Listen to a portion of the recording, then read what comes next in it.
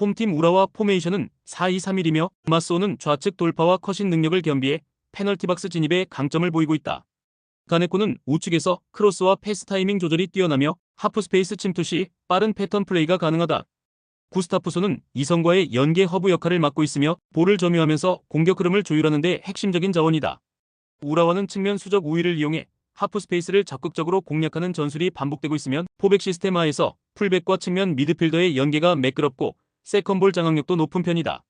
원정팀 쇼난 포메이션은 3-1-4-2이며 스즈키는 전방에서의 움직임은 적극적이나 고립되는 장면이 잦다. 오노세는 이선 침투를 시도하지만 공수 전환 속도에서 아쉬움을 보이고 있으며 하프라인 근처에서의 볼 간수가 불안정하다. 히라오카는 중원 압박을 시도하나 수적 열세 상황에서는 쉽게 우위를 내주는 구조다.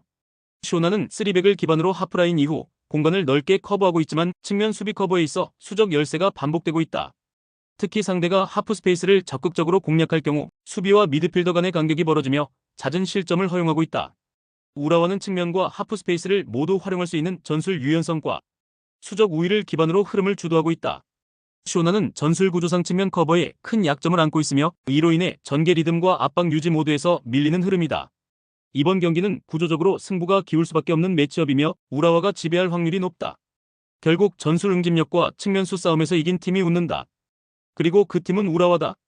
홈팀 울산 포메이션은 3-4-3이며 에릭은 전방에서 제공권과 연계 플레이에 관여하고 있으나 박슨의 영향력은 제한적이다. 루빅손은 빠른 돌파와 박스 진입을 시도하고 있지만 3백 체계에서 전환 타이밍을 제대로 받지 못하고 있다. 보야니치는 중원에서 탈압박 능력은 우수하지만 3백 구조에서는 빌드업 시의 공격 방향 설정이 어렵다. 김판곤 감독은 고집스러울 정도로 3백 전략을 고수하고 있으며 경기 중 스코어가 밀리는 상황에서도 포백 전환을 꺼리고 있다. 그 결과 교체 자원을 통한 공격적 반전이 이루어지지 못하고 있고 경기의 흐름을 유연하게 바꾸지 못한다는 팬들의 불만이 계속되고 있다. 원정팀 대전 포메이션은 4-4-2이며 주민규는 최전방에서 제공권뿐만 아니라 연계 마무리에서도 확실한 한방을 보여주고 있다. 에르난데스는 전개 속도와 탈압박에서 유리한 흐름을 만들어내며 이선 침투도 적극적으로 시도하고 있다. 김현욱은 중원에서 템포 조절과 수비 가담을 동시에 해주며 대전의 전체적인 전술 균형을 유지하는 데 큰 기여를 하고 있다. 무엇보다 울산보다 하루 먼저 경기를 소화한 만큼 체력 회복 측면에서 분명한 이점을 안고 있다. 황선홍 감독이 전술적으로 압도적인 지도자는 아니지만 현재 울산의 김판곤 감독보다는 흐름 전환에 훨씬 유연한 대응을 보여주고 있다.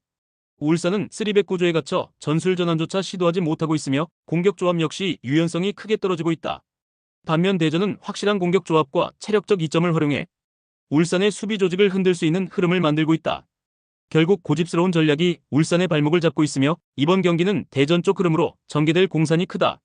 홈팀 제주 포메이션은 4-3-3이며 유리 조나탄은 중앙에서 타깃형 공격수 역할을 수행하고 있지만 여름철 체력 저하로 퍼포먼스가 일정치 않다.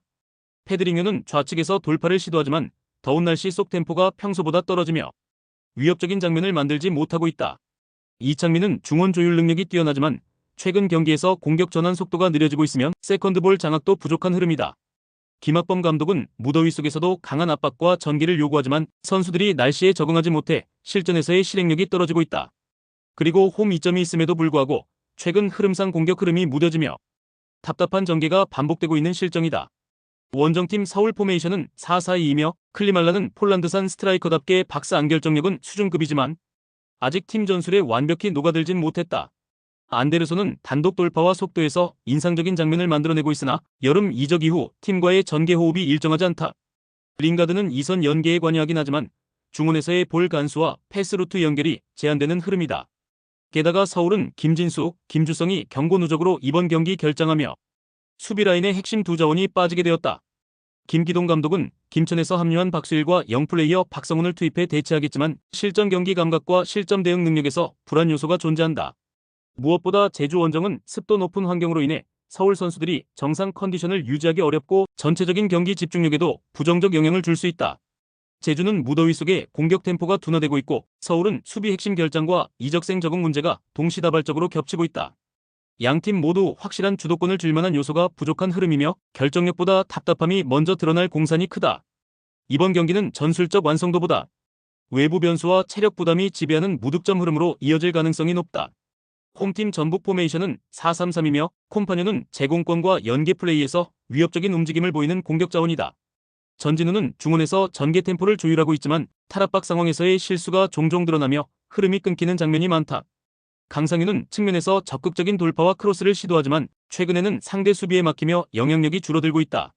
특히 티아고가 화장실 사건으로 불필요한 경고를 받으며 결장하게 되면서 전방 공격 옵션이 심각하게 축소된 상황이다.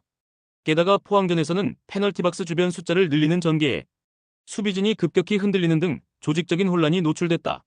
원정팀 강원 포메이션은 4-4-2이며 가브리엘은 박스 안에서의 위치 선정과 연계 능력을 통해 강원의 전개 마무리를 책임지고 있다. 김대원은 빠른 스피드와 탈압박 능력을 바탕으로 박스 근처에서의 돌파 시도에 위협적인 존재다. 서민우는 중원에서 템포 조절과 후방 빌드업 지원을 동시에 수행하며 수비 전환 시 커버 범위도 넓다. 정경호 감독은 시즌 초반 전북 원정에서 극적인 승리를 거둔 경험이 있으며 당시 경기의 전술적 흐름을 철저히 복귀한 인물이다. 그리고 직전 포항전에서 전북이 혼란스러워했던 박스 주변 숫자, 집중 배치 전개를 강원 또한 시도할 가능성이 높다. 전북은 티아고 이탈과 함께 전방 결정력 저하, 수비 전환 혼란, 전술 고착이라는 3중 약점에 직면해 있다. 반면 강원은 상대의 약점을 정확히 공략할 수 있는 감독과 빠른 공격 루트를 기반으로 원정에서도 득점 루트를 만들어낼 수 있다. 이번 경기는 이름값이 아닌 구조적 준비와 대응 능력이 승부를 좌우할 가능성이 높으며 그 중심에는 강원이 있다. 홈팀 아스날 포메이션은 4-3-3이며 미켈 메리노는 중원에서 볼 간수 능력과 전환 속도 조율에 관여하고 있다.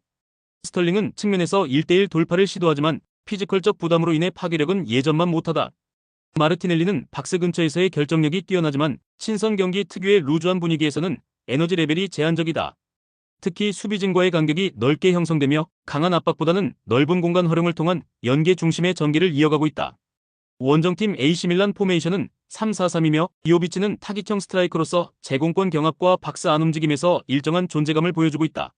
축구에제는 측면 돌파와 컷인 패턴이 있지만 동기부여가 강하지 않은 경기에서는 활로가 단조로워진다. 플로렌지는 중원과 수비라인 사이에서 안정적 패스를 분배하고 있으나 압박 강도가 약할 경우 움직임 반경이 좁아지는 단점이 있다. 무엇보다 AC밀란은 다양한 포지션 실험과 선수 조합 변경을 동시에 시도하면서 공격 템포가 일정하지 않다. 이번 경기는 양팀 모두 승부에 집착하지 않는 흐름으로 전개될 가능성이 높다. 전술 실험과 선수 점검이 우선되며 후반으로 갈수록 템포는 더 느려질 것이다.